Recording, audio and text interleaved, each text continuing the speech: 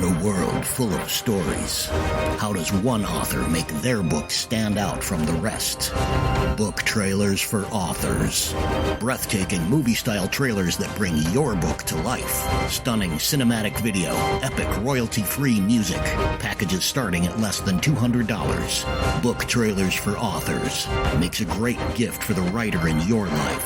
Find us on Facebook at Book Trailers for Authors.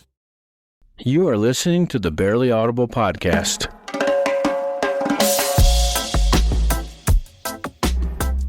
Hello and welcome to a special bonus mini episode today of the Barely Audible podcast.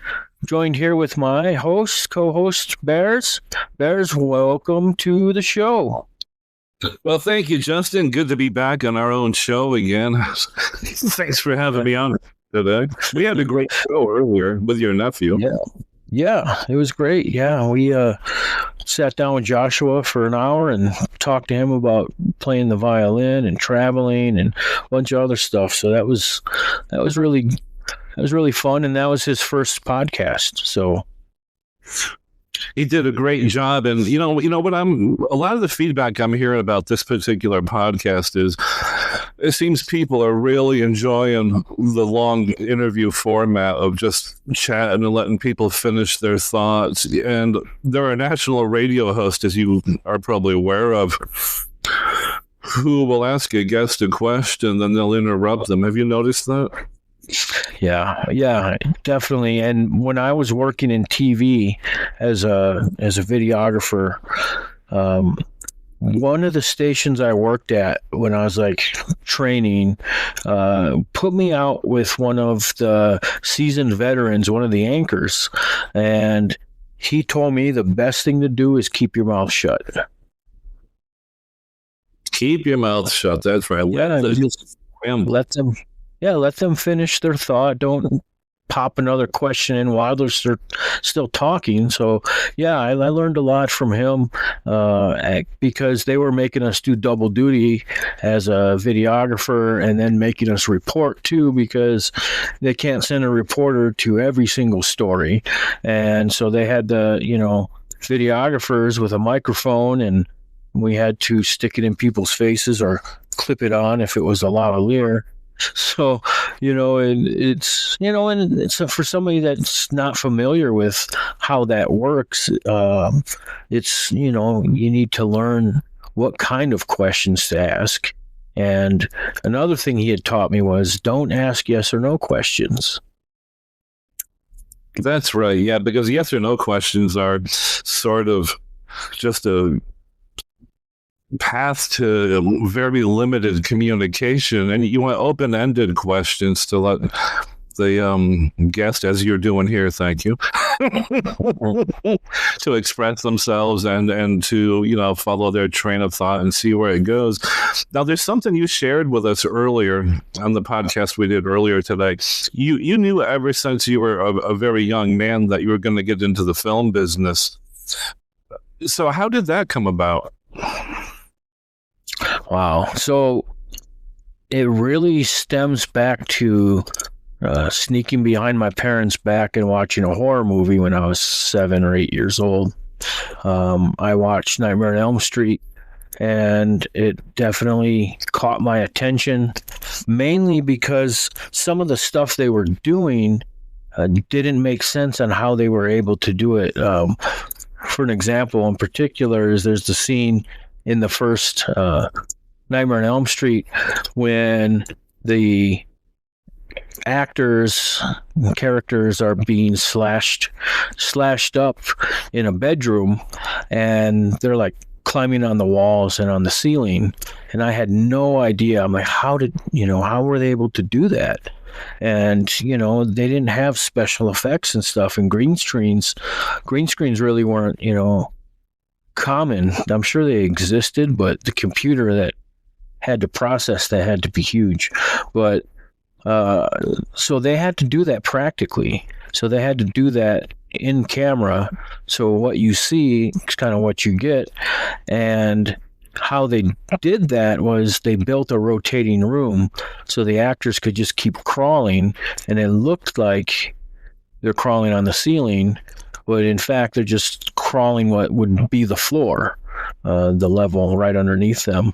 And so that kind of took me out of the film a little bit, and made me more curious on how they did that, instead of really watching and enjoying the presentation of the movie. So I had asked my mom. She had no idea how they did that, and I had to wait years to actually get an answer. And I don't know if I read it in a Fangoria magazine or something like that, but Fangoria, for those that don't know, was a horror magazine publication, and it was, I think it still exists actually, but yeah, I would read that a lot too. And so in watching that, in order for the director, Wes Craven, to kind of build this horror set, and it made me very interested in how they did that kind of behind the scenes. And I decided that I wanted to do that. I wanted to make movies and be able to create worlds and create characters and bring them to life and entertain some people while we're at it. Did you get a lot of support growing up for your particular chosen path? No, I did not. Excuse me while I take a drink real quick. And for those of you at home, go ahead and have a lovely beverage as we share one here. Yeah, just water for me tonight. But so, yeah, my parents never really fostered my creativity. And that's not to take away from their parenting or anything like that. I had wonderful parents. I still have them. They are amazing. And they just wanted me to not be as much of a dreamer as I was. I enjoyed writing. I enjoyed reading and film. But they never kind of fostered that. And the only thing that they did kind of do was let me watch movies. And my dad, a huge movie watcher, and he was, one of my friends worked at the video store, Video Gold Mine in Belvedere, Illinois, where I grew up. And my friend worked there, and my dad would come in and rent movies and stuff. And, you know, their computer would kind of keep tabs on how many movies they rent per month, per year, per week, and stuff like that. And he said my dad was like number 2 on the list of how many movies were rented. He, you know, would rent movies a lot. I would sit down and watch certain movies with them. Certain movies, I'm not a fan of, like the Hallmarky romantic comedy stuff like that, but he would watch a little bit of everything. My mom and dad would watch a little bit of everything, and whatever came out new, they would snag. But I would go with 2 sometimes and just get lost in the horror and sci-fi section and stuff like that. So they did, you know, help me appreciate viewing movies. And we never really talked about them afterward. And that's what I kind of like to do after I see a movie. I like to kind of talk to somebody about it. And, you know, so it was kind of a give and take for both of us. And, you know, they enjoyed. In fact, when I was probably 12 or 13 or somewhere around there, my mom took me to the video store, and she said, I'm going to rent this movie and we're going to go watch it. And you're going to love it. And so we went and sat down, Monty Python and the Holy Grail. And from the beginning, you have Patsy with a handful of coconuts, bashing them together to make it sound like a horse, where I think it was Graham Chapman's pretending to ride a horse and kind of skipping through the scene. And I'm just like, what in the hell is she showing me? And I fell in love with Monty Python. And they are so funny. And that movie is great. If you haven't seen it and you're a comedy fan, you need to go watch it straight away. The Holy Grail. Just search for the Holy Grail. And you'll love the ending. I love British humor, don't you? When I get it, and sometimes there's kind of a lapse between, American and British humor, but for the most part, I do get it. I also really enjoy Irish humor, and I just started watching the movie Kneecap. About a couple young Irish rappers, and they rap in Irish, Irish Gaelic, and so it's pretty fun. I haven't finished watching it yet. I'll probably watch the rest of it tonight. But that show is that movie's really funny. And then I found Father Ted years and years ago, around 1998. Or 99, when I visited Ireland. I went and stayed with a friend of mine that I had met. She was an exchange student up in Alaska when I went to college at Sheldon Jackson College in Sitka, Alaska, a little island off the coast of like British Columbia. And she was there from Ireland going to school, and we had met. And I grew up thinking I was partially Irish. My mom has a Irish maiden name, McCullum, and I started, when I got a little interested in history and genealogy, I decided to start reading about Irish history and all that stuff. And I went to Ireland and went there by myself, and I stayed with my friend Becky, for I met up there. And while she was going to class, I was in this town called Coleraine in Northern Ireland, and she was going to university, and she would go for 6 hours a day or something like that while I was staying with her. And she just gave me a key to the place and said, travel around town and check out the restaurants and galleries and stuff like that. And so I did that, but I also found Father Ted on BBC One or whatever it was that she had, and that show floored me. It is the funniest show to date that I've ever seen. Father Ted is streaming in some places for people that haven't watched it, but the way I try to describe it to people is it's Three's Company with priests. So there a couple priests, there's 3 priests that are basically marooned onto this island called Craggy Island, and they're all there because they're very bad at their job. So you have Father Ted, Father Dougal, and Father Jack. Father Jack is an alcoholic that really just only screams obscenities and just wants his drink. And he's probably, I want to say my favorite character, but the other priest, Dougal, Father Dougal McGuire, he is dumb as a box of rocks, and he's very endearing. He's almost very childlike, and he's played by the comedic actor. He's an actor and comedian, Ardo O'Hannon, and he just plays that role so well that he's so innocent and childlike, and just and then you have Father Ted, who is absolutely fun as well. So I'll give you a quick rundown on the 3 of them and why they got kind of marooned to this island and stuck on this island. They kind of get them out of the way of the Catholic Church. So Father Jack, because he's an alcoholic and a drunk and likes young women, and so they kind of had to move him there to get him away from everybody else.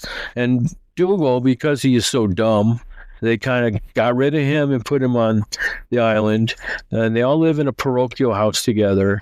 And Father Ted is the namesake of the show, and he was sent because he was stealing money from the church, and he always says, "Oh, it was only resting in my account. I was moving it." So this show is just their kind of mishaps and misunderstandings and all that, and played for, I think, 3 seasons and a Christmas episode. After shooting the last episode of season 3, I believe it was, the actor that played Ted passed away like a week or a month later, and so they never got to do another season. There was rumors that they were going to do an American version starring Steve Martin. I don't know whatever happened to that, but it never got revisited here in the States. So, yeah, if you can find it, it's just a wonderful, hilarious show, and yeah, it's definitely check it out. Growing up, I used to sneak downstairs kind of like yourself and turn the old boob tube on late at night. And that's where I discovered Monty Python's Flying Circus, along with a whole host of other astonishing and surreal British comedies. But Monty Python's Flying Circus certainly formed my surrealistic sort of view of the world. In fact, I was kind of gobsmacked. I'm like, oh, there are other people that look at things the way I do or whatever, Mm-hmm. Do you remember the one episode where it was like you could rent a poet and have a poet live under your stairs, and there would be someone that would come by every month and kind of like charge you for it, Yeah, and I do remember that one. Just the whole bloody idea of that is mind-boggling, and it's such a great idea. Because what that does is it helps the brain become more elastic, especially at a young age when it's already elastic. So it just stretches it a bit extra. And growing up in Illinois for you must have been a real treat, because you have a lot of funny people that came out of Illinois, right? Yeah, Chicago, Second City. Yeah, they, even like the Canadians, that ended up at Second City, for them, the SCTV people. And I actually watched a lot of SCTV because it was on at midnight or 1 a.m. when I was supposed to be sleeping, instead of, going to bed. I would stay up and watch trash TV like Jerry Springer. And then once like Springer was done, one of the channels at midnight or 1 a.m. played SCTV. And so that's how I kind of got my introduction to John Candy and all those guys. What's his name? Eugene Levy. Yeah. Rick Moranis, and all those guys. And then some of them even came down to Chicago and did Second City. And then of course we have Belushi and who else came out of Second City? Man, all those guys, Chris Farley, and and so and we lost Belushi and Farley way too young, and it's very sad. And but those people were really funny, and Second City is still growing strong. The last time I had went there is over 20 years, but I remember watching. I was in the front row, and I was watching their gig, and there was one guy that stood out, and I was just like, man, that guy is so funny. And it was Jack McBrayer. Do you know Jack McBrayer? No, I'm not familiar. So did you ever watch 30 Rock? I did watch it in spurts and spits. Yes. Yeah, so he plays the page, Kenneth, the dumb yokel, blonde hair. So he came out of there, and I looked at him and just kind of remembered his face, and then I saw him on, I want to say it was like Letterman or one of those shows. And I was like, yeah, I remember him from Second City. And I'd made like a mental note of this guy. Just remember this guy because he's going somewhere. And now he's done all kinds of stuff. And ladies and gentlemen, don't fall asleep out there if you're listening to us, because coming up next, Justin and I will actually demonstrate how to pole dance more easily. New Year. So that pole that you have in back of you, I'm sure some people can see it, some can't. Where'd you find that pole, Justin? So there was a strip club here called the Spearmint Rhino that closed down, and I went to their sale and grabbed whatever I could. They were clearance items and getting rid of everything and trying to make a couple bucks before they closed up shop, and it was pretty greasy, but I cleaned it up. And it must have been really difficult to transport that pole in your Subaru, wasn't it? Being greasy. It was.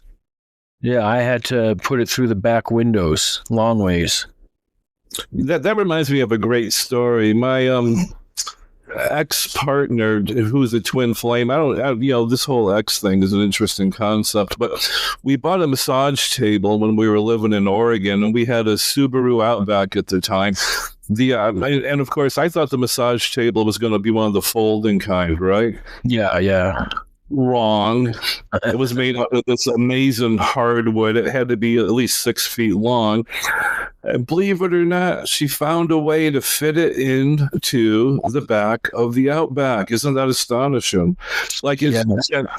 I mean, she just kind of bent space and time, and she's definitely magical like that, because I've seen her keep bonfires out and, just the back bush burning forever during rainstorms. But the thing is, I really thought the table was going to be one of the folding kind, and it was just too good of a deal to pass up, too, when we went to have a look at it. Isn't it interesting what people can do if they put their mind to it and don't put up any resistance, like comedy or making films in your case? Yeah, and I've got actually a funny story. I used to have. You need a funny story right about him. I had a Saturn was my car. I had a Saturn SL1, and it's just kind of the sedan that Saturn made. And, it was just a regular sized car, and kids don't try this at home. I was driving home drunk one night from the bar, and I would always take the back road home because the cops were never there. They were always on the main street, State Street, going back home. And so I would just I'd go to the next town over to drink, Rockford, Illinois. On the way back to Belvedere, I would cut over to go to the back road. As I was turning right to go down there and get there, there was they were doing some construction, and there was one of those big road closed signs, and I had to pee, so I pulled over. Was peeing in public, and then I decided, damn, I'm going to steal this road closed sign. So, and it's got the solar powered light, the flashing orange light, and then the orange and red or orange and white stripes on it. And, it was probably 4 feet across and maybe 5 feet tall, somewhere around there. And I had the trunk open, just trying to get the son of a bitch in there. I couldn't fit it. I couldn't fit it in the back seat because it's too big. And I put it back to where I got it. And as I was closing my trunk, a police officer pulls over and says, "What are you doing?" And I said, "Well, I'm going to be honest with you. I was trying to steal this fucking sign. Pardon my language. I was just trying to steal this sign." And he looked at me and kind of chuckled and said, "Well, good thing I can't arrest you for intent. Get in your car and go home." And so that's what I did.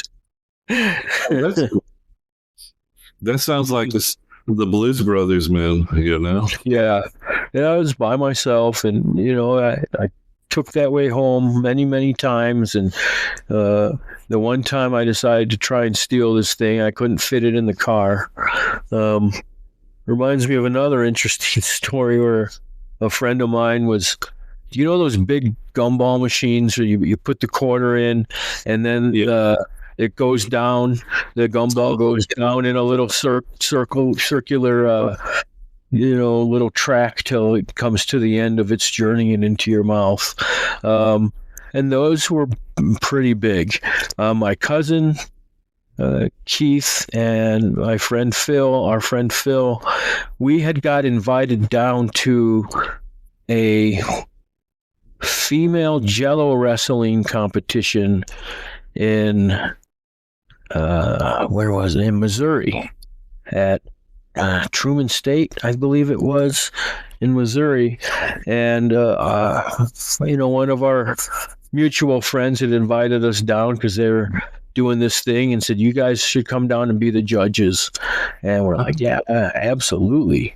And so we went pretty, yeah, we decided to go. We were all online talking to each other in chats when this invite came, and it was probably 10, 11 o'clock at night, and we decided to go. And so we all just jumped in my Saturn and went down there that night. And we got there and we had to sleep in a female dorm in the basement. They have a couple couches down there, and it's like there's study areas and tables and stuff like that. And so like our friend couldn't host us because he was staying with his girlfriend, and so he's just like, I can get you into this dorm. And so we went and crashed on the couches there. And then the next day we got up, we went and started pre-gaming fairly early, got fairly drunk, went to the Jello wrestling competition, did our little judging. We went to Taco Bell afterward, and we were going to a house party, a place where we were going to crash that night. And so in between going to that house party after the Jello wrestling, we stopped at a Taco Bell, got some tacos, and as we were like eating, me and my cousin, Phil stands up. Phil's probably 6'3", somewhere around there maybe. He's definitely taller than me. He stands up and says, I'm going to steal that effing gumball machine. That was in the door that you walk in. There's kind of a little area, and then another door that you walk in to go into the restaurant. So there's like a little foyer or something, and there's that big ass gumball machine was there. And he says, I'm going to steal that effing gumball machine. Got up from the table, walked over there, picked it up, ran outside, ran across the highway. There were two, a westbound lane and an eastbound lane, and and a big old median in between them. And he just took off running with this thing, and the thing was freaking heavy, and so he just disappeared. And this was before we really had cell phones.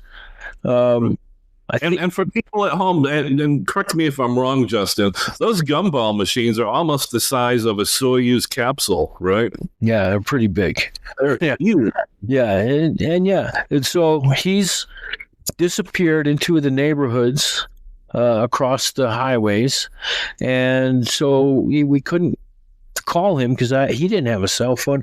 I might have had one, but yeah. So we start driving up and down the neighborhood. He's the one that knows where the party's at. I think he had the address. I think we might have had it too, but. No, we had directions, but he had the address. And so we start driving up and down these neighborhoods looking for Phil, or as we like to call him, Butch. So we eventually find him, and he doesn't have the gumball machine. And we're like, what's going on? Can you get in the car so we can go to this party or what? And so he says, I ditched it, but it's just 2 blocks back. Go get it. And so we ran down there in my car. Phil took off. He didn't take the ride back with us. We just went to go get the gumball machine, and he's like, I'll meet you at the party. And so Keith and I, my cousin and I, grab the gumball machine. Doesn't fit in the trunk. We throw it in the back seat, but we couldn't get the back passenger door to close. Wow. Because of the globe on it, where the gumballs are held. And so we're driving, trying to find this party with a gumball machine. Keith is reaching back behind him, holding the door shut. Every bump we went over, the door would open and the dome light would come on. And we eventually found the party, but no Phil. And then about maybe 45 minutes later, oh, yum, that looks good. IPA, I need a beer too, but it's getting late.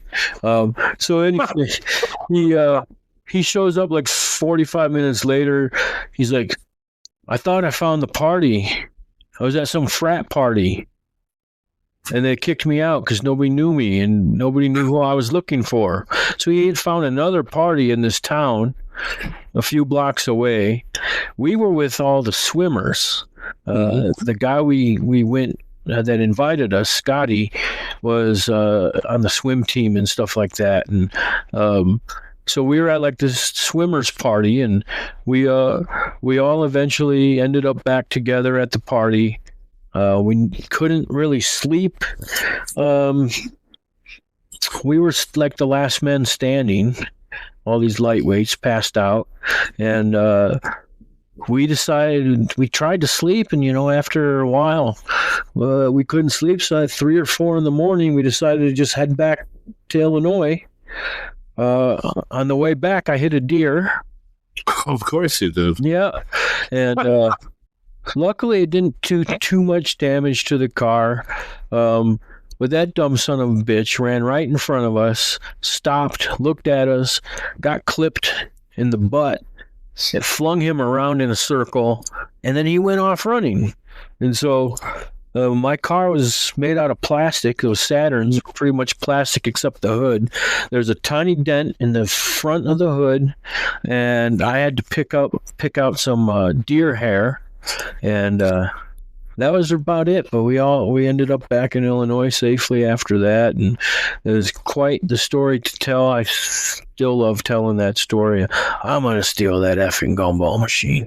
So yeah, you got some great stories from living out there in Illinois. I was driving from Sayre, Pennsylvania today down to Wellsboro, and I always take the back roads, of course. And sure enough, going 40 miles an hour around a bend, there's this deer that's just sort of ground right into the pavement out in the middle of nowheres, but it's beautiful. This is Pennsylvania, some of the most beautiful country you'll ever see, and the people are beautiful and sweet here and good down to earth. And I got to tell you, Justin, you've got to come out here. They make the best pumpkin pies and chili dogs that you've ever had on the East Coast. But anyways, I saw this deer, and I'm like, sure enough, I know I've got to slow down. And thank goodness I did, because about a half a mile around the bend, there was a whole herd of deer, and they were being chased by a hunt. Yeah. So come on out here sometime. I'd like to. I've never been to Pennsylvania. It's on my list. I want to get me a cheesesteak.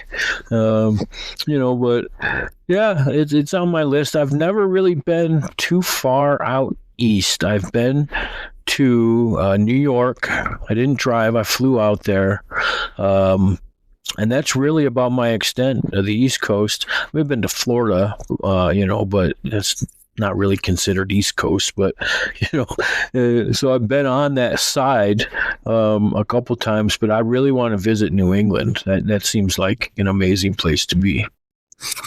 America is this vast land, and for anyone who's traveled, the next place is somewhat more interested than the last, and there are so many adventures to be had. You hear so many horror stories about, I wouldn't travel, or I wouldn't do this or that. Don't listen to those people. Just maintain a good situational awareness and bring the love that is in your heart with you everywhere as you go, and the people warm up. I mean, I've met so many amazing people from coast to coast, haven't you, when you traveled?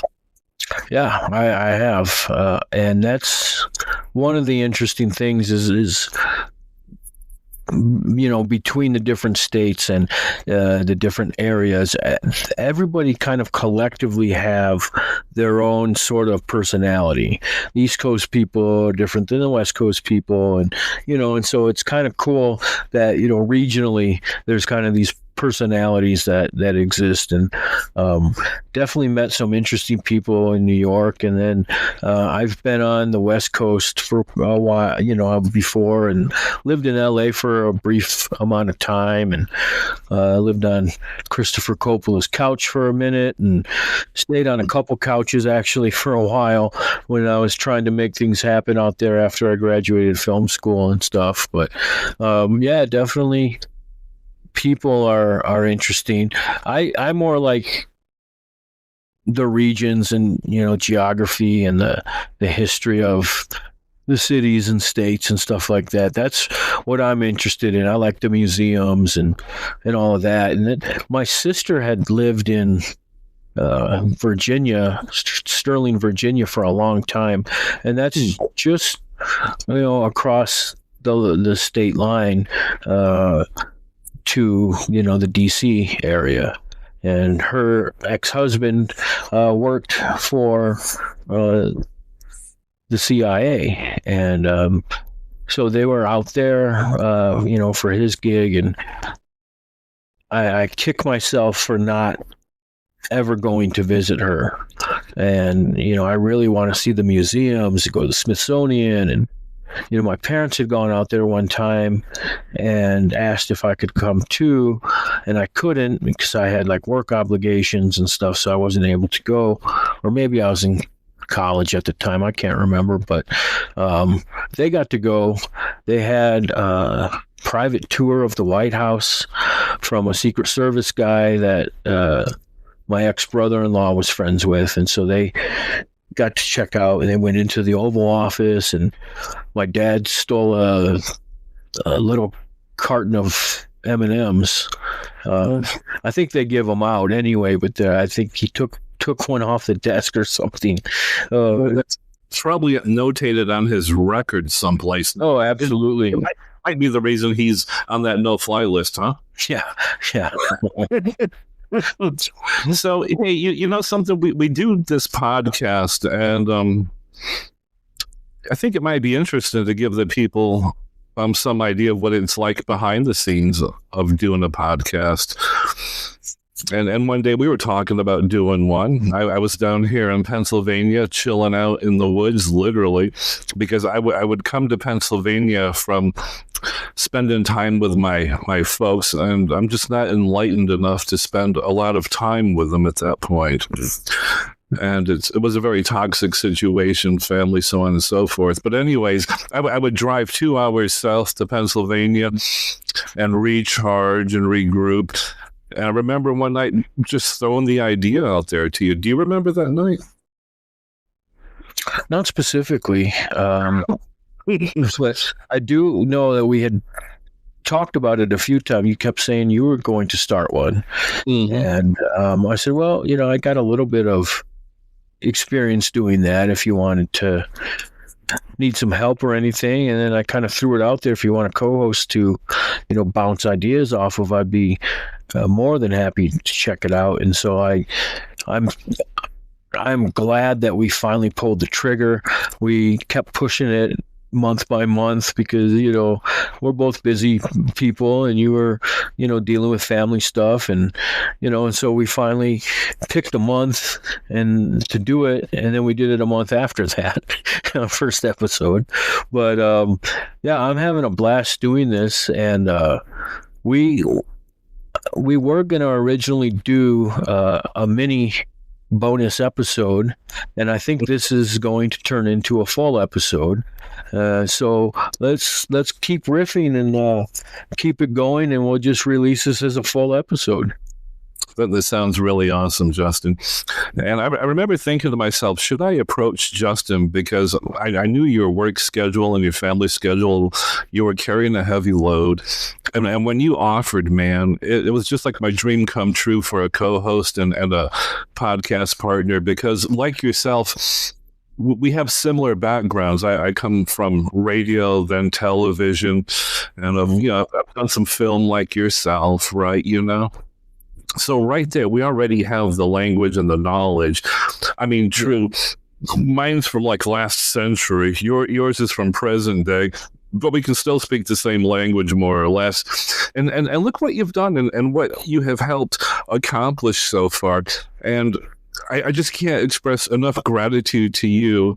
And thank you so much for even wanting to be involved with this. Personal relationships are so important to me. And I'm just at that point in my life where I just want to be authentic with everyone and express how happy I am. And the fact that you've contributed a lot of hard work to make this whole thing possible. So thank you again. Yeah. And man, I look forward to each and every one of these, no matter where it's going to take us. And originally I'm thinking, what kind of podcast do you want to do? What do we want to do? And we have such an extensive background, and we come from sort of different walks of life, but not so dissimilar, sort of working class and that kind of thing. But and the similar things that we have in common, aside from the media experience, it's the paranormal and comedy, right? Sure, yeah. And cryptozoology and UFOs and aliens, and we've got definitely those similar interests and encounters. I remember, we should kind of preface a little bit of this and say that we have known each other for probably about 15 years or so. We had met because we have friend in common in Christopher Coppola. Christopher is Nicolas Cage's older brother, and I had worked for Christopher when I was in film school in Nevada at UNLV, University of Nevada, Las Vegas, and we had both been on episodes of Christopher's. Was it a podcast or it was an actual radio, like a live radio? It was, right? Yes, it was a Thursday night. In fact, my interview with actually he interviewed me. It was supposed to be for an hour, and it wound up being 5 hours. Do you remember those days? Yeah, I do, and that's where I had first heard of you, and I think you approached me after my interview, and you just kind of came into my life and said, "Hey kid, keep doing what you're doing, and follow your passion in film, and everything will work out." And I definitely appreciate that you have been in my corner ever since. When I was going through a tough divorce and not finding work, and you always had been there to kind of cheer me up and kind of give me a little bit of a pep talk here and there, and give me ideas and scripts I could write and stuff like that and work on. And I appreciate you being there for me through all those years. And we've known each other for 15 years or so, but we haven't met in the flesh yet. And so it's I don't want to say odd, but it's different that we have such a strong bond, and friendship, that we, are able to be there for each other. We talk multiple times a day, and so it's nice having somebody like that, but it's definitely different when you haven't met the person in the flesh, and you have an open invitation to come out here and check out New Mexico and everything it has to offer, and I'll be your tour guide. Well, thank you very much. It really has sort of just, we've become family, and I think we're probably like soul family. And there are people before they reincarnate who are part of these soul units, let's say. And I felt that way with my last partner. I still consider her my twin flame, and we separated like over a year ago. And I know it's an odd thing to come out and say, but and it was sort of, it's a beautiful sort of sad thing, but I think we have both evolved. She and I believe we've evolved. We had some childhood trauma issues and toxic family issues that we had to work on. And it's just interesting how people are connected on a soul level. And, you know, I recognized in you through the interview that Christopher did with you as you were like myself at that point. And I think struggling artists need someone in their corner to encourage them. And I kind of wanted to be the person I needed, right? You know, when I was at that point. I mean, that would have been very helpful. But this crazy Gemini, I guess, might appear to be a bit more independent. The perception of me is very independent because I do everything myself. But the reality is we all need someone, and we all need other people. And how can we best sort of affect the fabric of everyone's reality for the better, right? And what better way to do that than to encourage another person out there who, you know, might need a few words of encouragement or some other support, for instance, right? Yeah, and you know, when you already have, you know, a family and friend base and stuff like that, not everybody is as supportive, and you know, and that's okay. You don't have to be to be my friend. You don't have to be interested in my movies or writing or anything like that. I appreciate people and their stories and their lives, and you know, I don't have to have friends that are just filmmakers or actors or, you know, screenwriters. And although, you know, a good 90% of them are artists, I do like being in that world too. So yeah, it's definitely something that I cherish with you, and our longevity together is, you know, speaks, you know, a lot, because people come and go in and out of your life. You know, even if you were close friends, you know, I have a handful of people that I went to like film school with or knew when I lived in Las Vegas, and you know, I've retained maybe 3 or 4 relationships. You know, and so if I keep in contact with you, that's because I cherish and value what you bring to the friendship. Yeah, I feel the same way. And I was fortunate enough when I was younger to have had some experience out at Allen Ginsberg's farm. And I spent my formative years going to parties at Ginsberg's farm, solstice gatherings, and meeting these incredible poets and artists that I had only previously read about. And now here they were right in front of me, you know, right in front of my tent as I'm cooking shrimp scampi. Charlie Playmel comes up to me with the great jazz musician from Canada, Paul Blais, and they're like, man, you remind me of Kerouac. He used to cook gourmet meals too when he was on the road.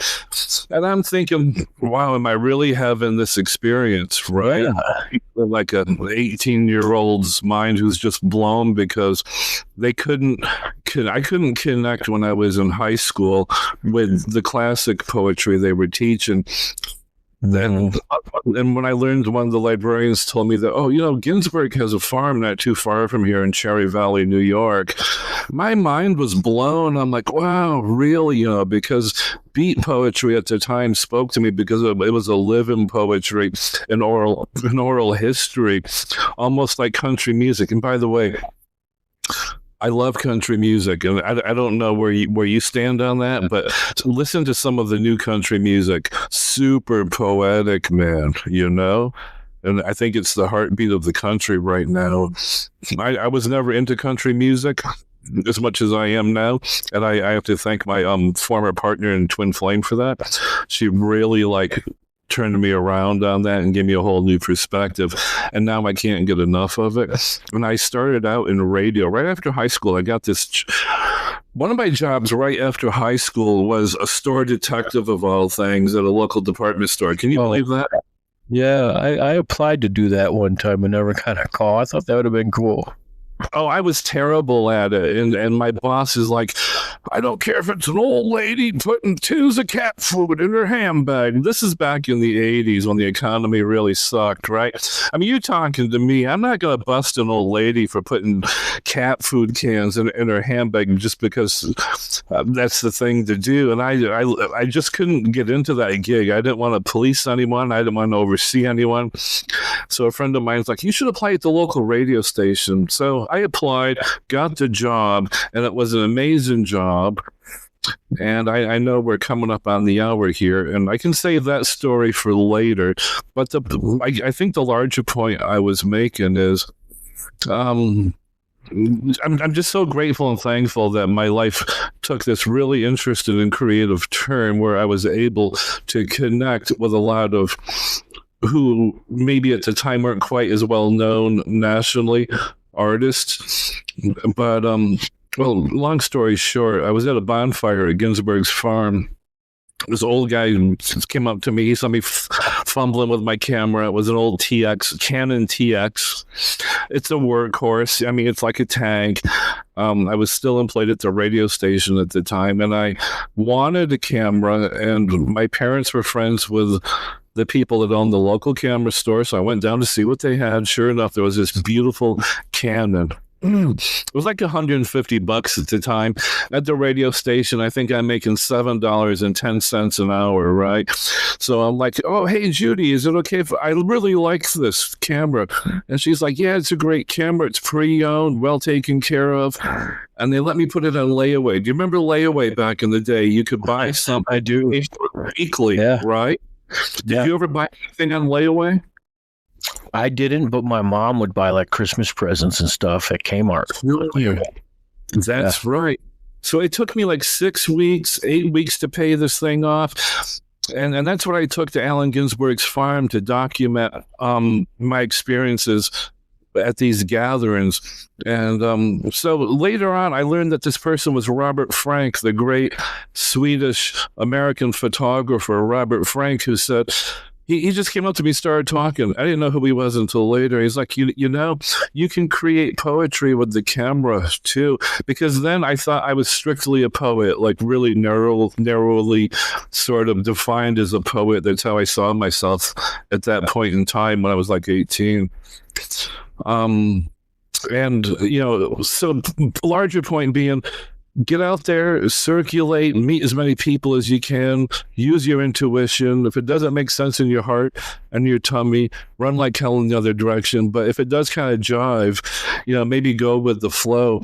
And I've been doing that for what seems like almost forever now, but certainly for like the last year and a half, it's been an eat, love, and pray sort of life for me.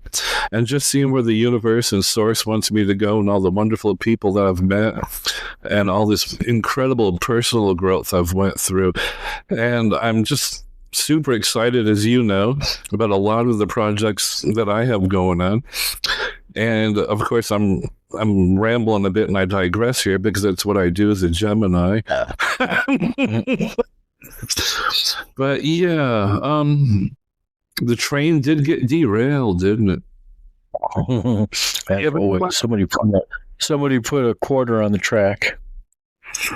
And now they've got the flattened quarter to take home with them as a souvenir. Do people still do that? I certainly hope so, don't you? Yeah, I got a couple. I don't anymore, but I had a couple flattened quarters or pennies or whatever from doing that. And I remember, you know, an authority figure said, you shouldn't do that. It'll derail the train. Yeah, like a little tiny quarter is going to derail a, 3-ton train or whatever they weigh, you know. Hey, when you were a kid, did you like party and drink beer by the railroad tracks? Not often. I drank a lot in my room when I was a teenager and wasn't supposed to be really drinking. My parents were pretty lenient when it came to drinking. As long as I did it at home and didn't drive or go anywhere, they didn't mind. And we used to go to northern Minnesota, a place called Leech Lake. Every summer we would go up there, stay in a cabin, and fish for a week.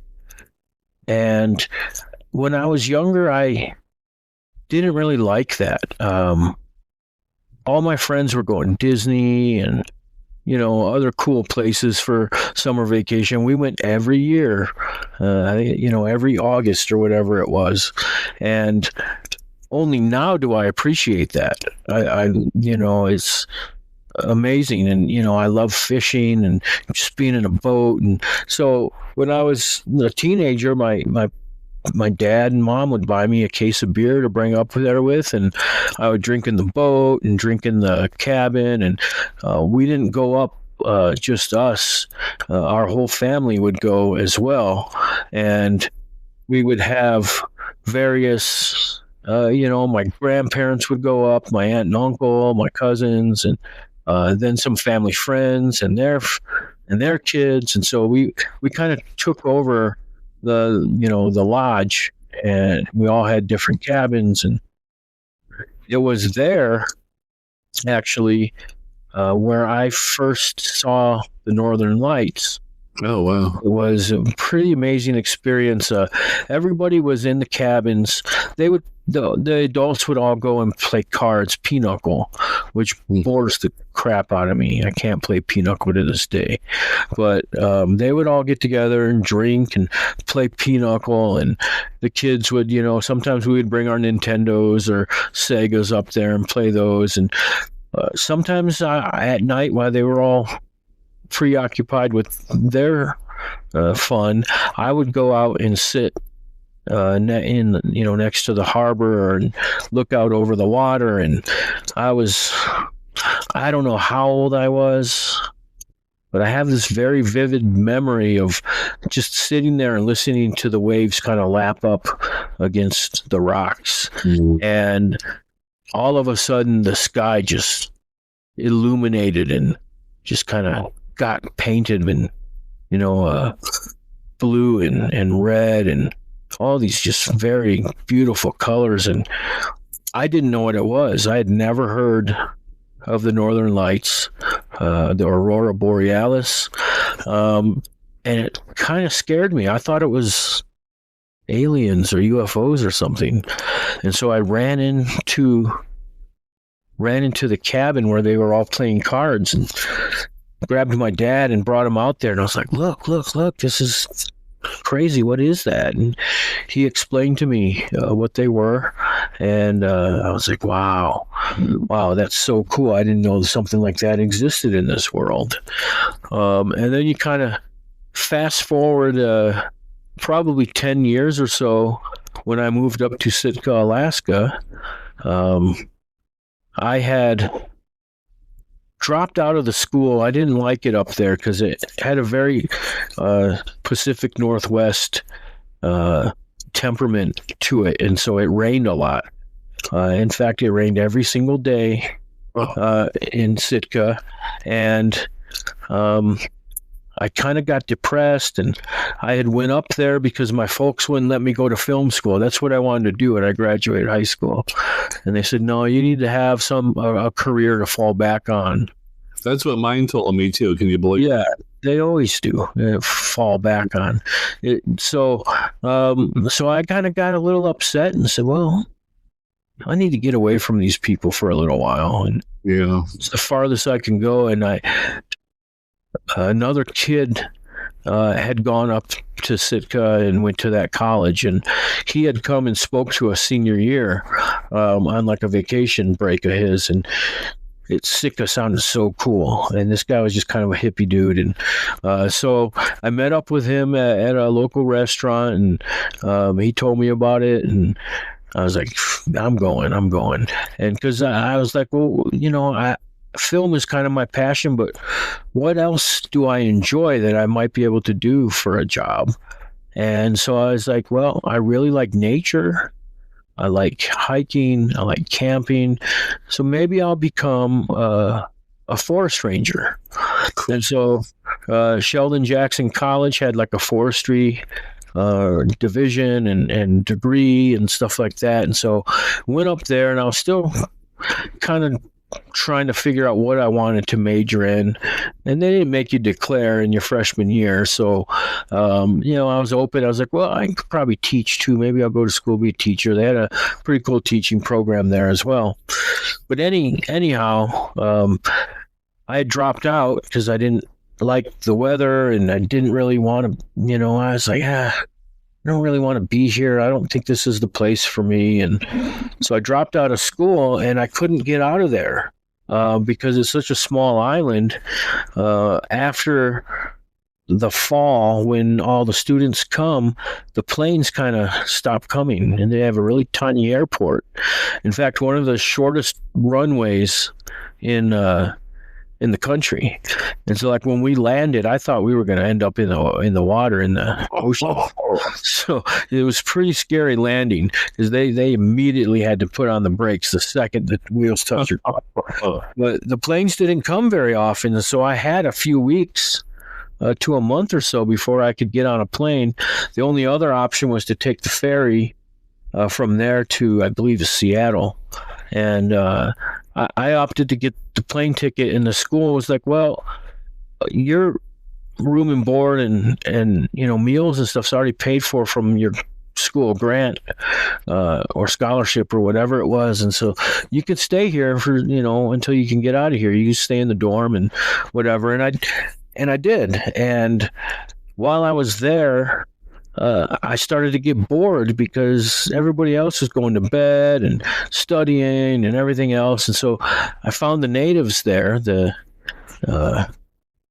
American Indians, or that's not a proper term anymore, or more the Inuits, I believe is the proper nomenclature for them now.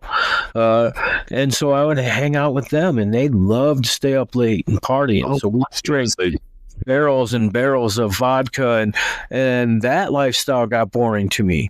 So I'm like, well, what am I going to do? And so I'm like, I'm going to just go camping for a few days. And they had like an outdoor center there in Sitka. And I went down there, and you could rent out or really just borrow a tent, sleeping bags and all that. And I had brought my fishing pole from Illinois. And so I got my fishing pole. I went and got bunch of camping gear. Well, not really a bunch. I got like one pan to cook on, and I got the tent, and I got the sleeping bag, and I went to the store, and I got a 5-pound bag of potatoes, got a loaf of bread, some butter, and that was it. And so I went out planning to just stay a few days. And that first night, I'll back it up a little bit because you're Bear. I was walking on the trail following what was called the Indian River, and I heard a little commotion. There's kind of like a embankment that went down to the water, and it was kind of steep, and I heard a little commotion, so I just kind of froze on the trail, and this big-ass bear comes trudging along, doesn't see me, but stops right on the trail, puts his snout up in the air, and starts sniffing. And then his head turned and looked right at me in the eye. And it scared the crap out of me. And I know you're not supposed to run. You're not really, supposed to do anything. And so I just stood there and stared at him. And what seemed like an eternity, it was probably less than a minute. He eventually lost interest and snorted, and then trudged along the way he was going and just disappeared into the forest. And I stood there for probably 5 minutes to give him a safe distance to get out of there. The fish were just swimming upstream at the time, and so they were, plentiful, the trout and the salmon. And so I knew he was down there eating. He was not really interested in eating me, probably had a full belly and wasn't interested in running after me. So after about 5 minutes, I continued on my journey. And then that night I came upon a waterfall and decided I'm going to stay here for the night. And so I put my tent up, got a fire going. It oddly wasn't really raining that night. It rained during the day while I was hiking, probably when I saw the bear too. And myself laid down on my sleeping bag outside of the tent, and I was laying next to the fire, had the fire crackling in one ear, had the waterfall in the other. And I'm just looking up at the stars. The clouds kind of parted, which didn't really happen too often. And then the northern lights came out and just painted the sky. And as I was laying there, I was kind of contemplating what's my next move, because I'm leaving the school. I need to figure out what I'm going to do. And so I decided, to move back to Illinois, and I thought about just living out there in the forest for the rest of my life, and then just build a shelter and live off the land, and all that, and lofty goals for a 18-year-old kid. But as I was laying there thinking about just staying out there forever, I saw those northern lights come out. Reminded me of my dad and that first time I saw them in Minnesota, and said, yeah, I'm going to go back home and figure it out. I don't have to figure it out right away. So I dropped out of school, and then I stayed out there for like a week or two, a week and a half or so, just hiking and camping. And there's a totem park there that I ended up walking into. It's kind of a hike to get to it, but it was just really cool. And so I ended up back in Illinois, and you and I have similar paths. I was 18 and decided to get into media somehow. And I kind of weaseled my way into a TV station as a production assistant at 18, just before I turned 19. And so I worked at this TV station for a year and learned everything I could. And just I ended up bouncing around other TV stations in the area and doing different jobs, and production assistant, audio engineer, videographer. Currently, I'm an editor at a TV station. And so I've kind of learned a little bit of everything. I did a little bit of commercial production too, which I really enjoyed. But so that's kind of my story of getting into TV. It kind of led all the way through Alaska and back home, and we made quite a little detour on this podcast. But thanks for asking the questions of how I got to where I am and sharing your story and all that. And we're going to be doing more of these one-off episodes where it's just Bearz and I, without a guest. We've had a lot of guests recently, and while I treasure that, the podcast is also about us and our lives and interests and all of that. And so we're going to be doing more of these where it's just he and I talking shop and sharing our lives. And you're a poet. I'm also a poet. I had one book published called The Bard's Tale, a book of poetry that was inspired by Ireland and her people. Currently out of print. The publisher was not a very good publisher. A lot of bad things, bad reviews and stuff like that. I never had too many problems with them. I had 2 books published through them, the poetry book, and then I wrote a book of short stories called Short Stories for People with Short Attention Spans. Both of those books are out of print, and they had changed their name. They had got bought out by another company, and that company, I think, went bankrupt, and I don't know. So anyway, I can't get the rights back to them, but I imagine after another couple years, they'll probably be reverted back to me. I don't know how that works, but I might get them back in print. I do not have a copy of my poetry book. I do have a copy of the short stories, and if anybody is interested, I have a PDF of that. Short stories. So contact me and I'll send it to you and you can read it.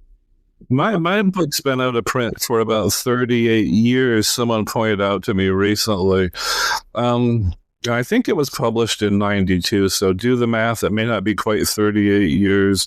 It was published by MAF Press out of Portlandville, New York. And my collection of poetry was assembled at Ginsberg's farm, and my experience. It's called Letters from the Doghead Hotel.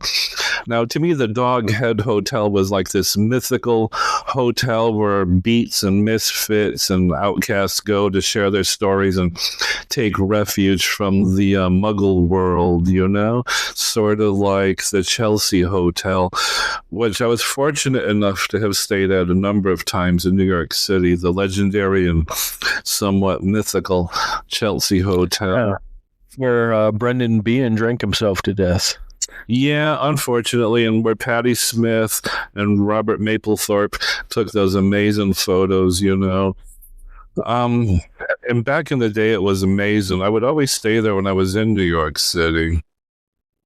And, there's so much that we can discuss. And I want to talk about my Bigfoot experiences. And I think I'll save that for next time.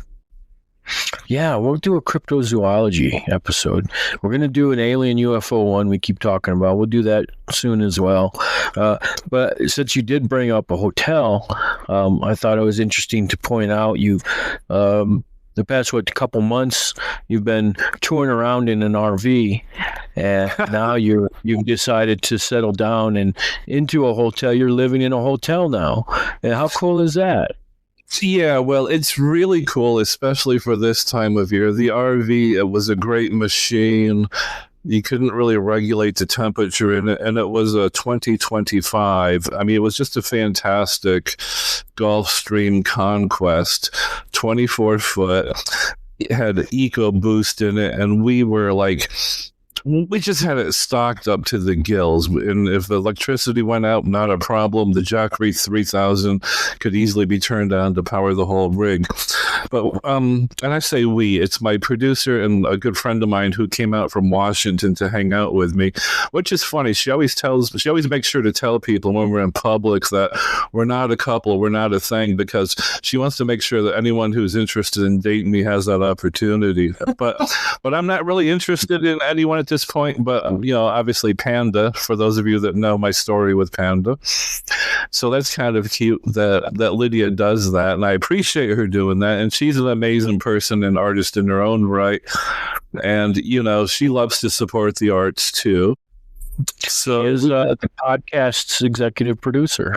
Yeah, and she's my housemate, and she's a great housemate. She's a Gemini, and I'm a Gemini, so we kind of like have barbs sometimes, and I'm like, oh, so that's what my person was, and I see myself in her, like things reflected in her and vice versa. So it's kind of funny to like sort of be living with myself, in that respect. But we have a good time. She has a great sense of humor.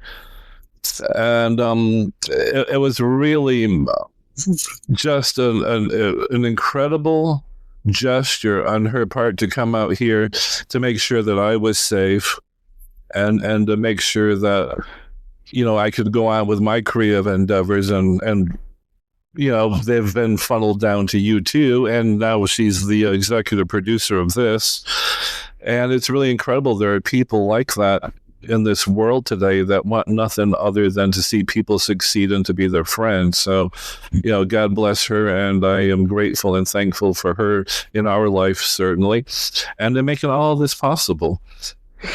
Yes, thank you, Lydia, for everything you've done for us. We couldn't do this without you, and we have this is kind of therapy for us, and we definitely appreciate it, and it's definitely needed as well. So we're going to wrap things up. Come on back to another episode of the Barely Audible podcast. Our next guest will be Larry Kerwin from the Irish rock band Black 47. who's like just stuck with us this far, right?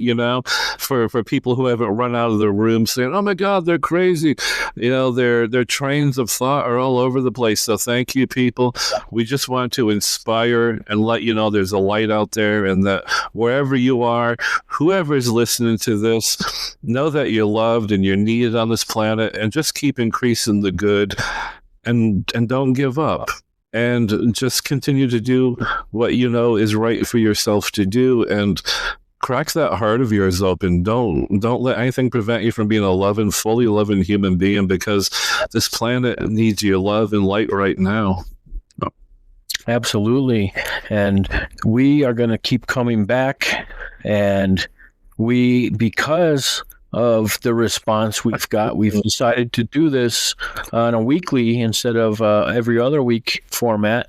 So every week we're gonna have a new episode, and we'll also have a mini episode every other week or so. So we will have new content for everybody, and more interviews with other artists and people in their respective walks of life. And yeah, definitely come on back. Thank you so much for joining us. We'll see you next time. You've been listening to the Barely Audible podcast. Thank you, everyone.